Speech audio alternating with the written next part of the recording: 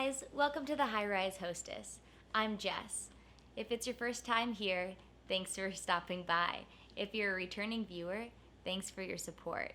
Today I want to talk to you about planning for a modern day registry. The wedding registry was invented in 1920 by Macy's when they wanted to give brides and grooms the choice of what they were receiving for presents on their wedding day. Brilliant, right? Genius. 100 years later, we're still using these amazing wedding registries. Now, today, people are not just asking for china and for silver and candelabras. People are asking for cash and charitable donations. So things have changed a little bit over the last 100 years. So how do you put together a modern day registry? Your registry is a guide for your guests so they know what best serves you as a couple. A lot of couples are waiting later in life to get married. So throughout the years of college and living on their own, they've collected a lot of the things that they would typically get for their weddings 50 years ago. Keeping an updated registry helps your guests know what's already been purchased and what has not yet been purchased, so that you're not doubling up on towels and sheets. And not that it's bad to have multiple sets of these things, but it's a good idea to keep a list of things that you actually want, so you're getting things that are best suited for you and your fiance as you step forward in life together. Let's talk about 4 different ways to structure your registry that'll be helpful for both you and your guest. Number 1, register for gifts in different tiers. Not everybody wants to spend $400 on you as a couple. Divide your registry by price. The first tier should be anywhere from $25 to $100.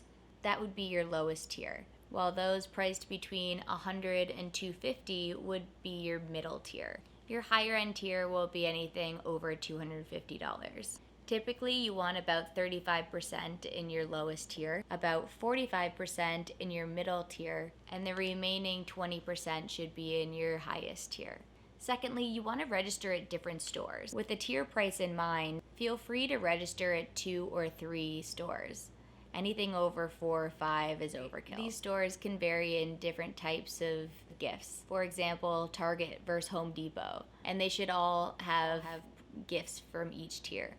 Thirdly, prioritize need versus want. While your boo might want the newest Xbox or PlayStation, neither may be the best thing to put on your registry. Prioritize household items that you might need, like a spatula or baking ware.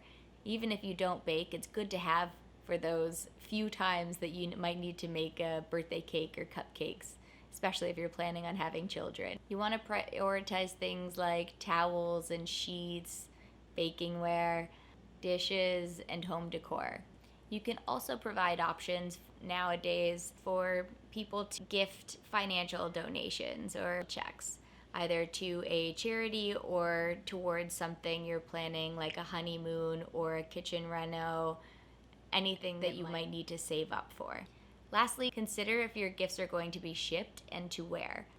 In the 21st century, you'll find that the majority of gifts nowadays are bought online. With that in mind, make sure to provide an address to where your guests will ship all of these items that they're gifting you.